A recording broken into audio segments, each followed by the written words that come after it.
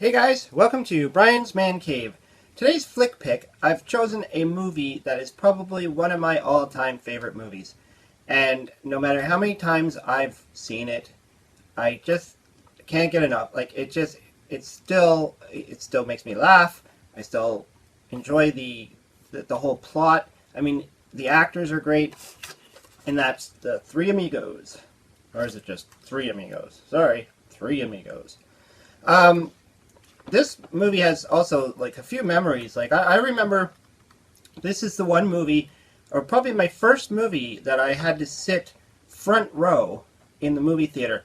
Now we're going back to 1986 when this movie came out, so I was little, but I remember going, and I guess we got there late, and there was no seats left, and we had to sit in the very very front row. So, and we're talking about the theaters back then.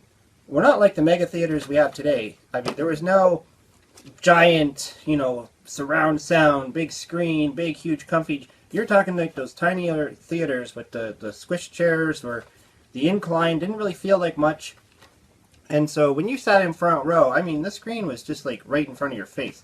Like right in front of your face. So I was looking up, and let me just say, I remember leaving that movie with a neck sore. But it didn't matter because the movie was great, and I've watched it, I don't even, countless times ever since. The movie itself has so many great one-liners, so many great scenes in it. I mean, the actors, you got Steve Martin, you got Martin Short, Chevy Chase, three brilliant actors, all from, like, I believe they are all pretty much probably Saturday Night Live or SCTV, one of those comedy groups. Where they probably all met. And, it of the 80s, those were the best comedians that were around. I mean, them, John Candy, there was a lot of them. And the amazing thing is, like, all three of these guys are still around today. I mean, they're still doing their thing today.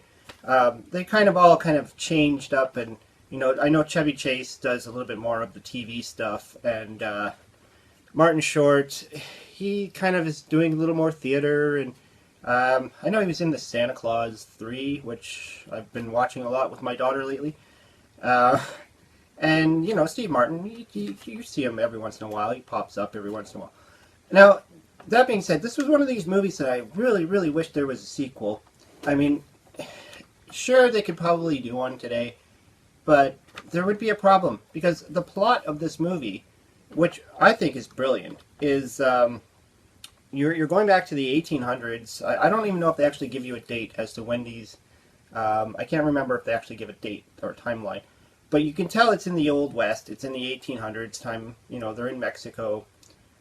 These guys are Hollywood stars, so I guess it would be maybe even early 1900s. I'm not exactly, but they basically are silent film actors who their shtick is that they dress up like the Three Amigos, and then they run around, they catch criminals, and they put on a wild show where they ride around their horses, they shoot their guns. And so a lady in Mexico is having a problem in her town, and and her son, and the whole town actually. So she sees this picture as she was looking for cowboys to help her solve her problem. And she sees this picture, she sees them performing on the screen, and doesn't understand that movies are not real.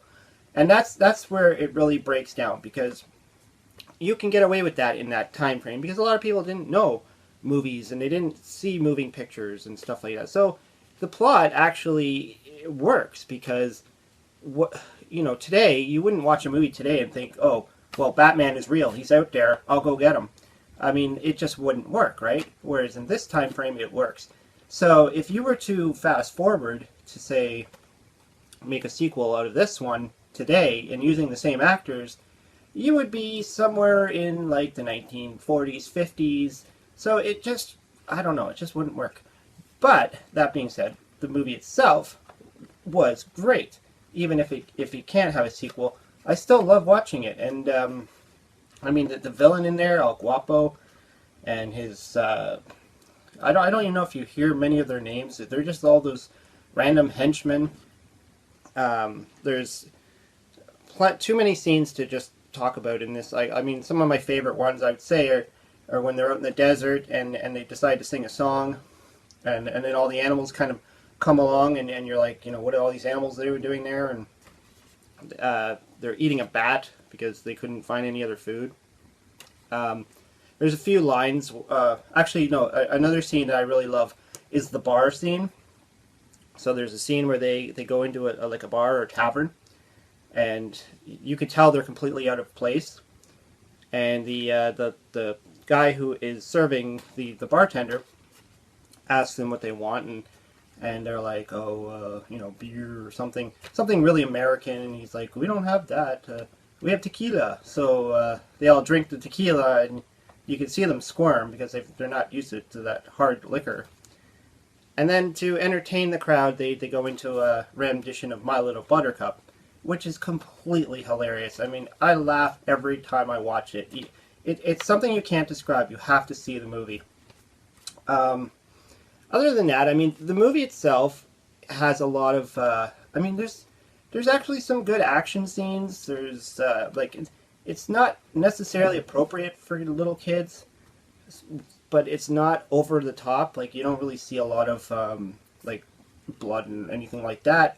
There's like the shooting scenes and all that. One of them ends up getting shot. I mean, it's really just the actual storyline and the comedy work well together, and it's probably one of my most favorite, if not my favorite movie of the 80s. And even today, like, I still watch this movie all the time.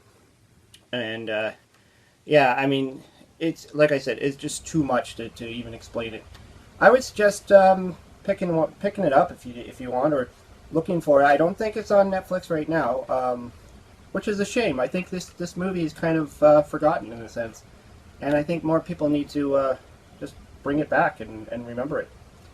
Anyways, I hope you liked the video. Let me know what you think of the Three Amigos. Have you seen it? If not, you probably should check it out. Leave a comment below what you think of it, and I hope you subscribe. Talk to you later.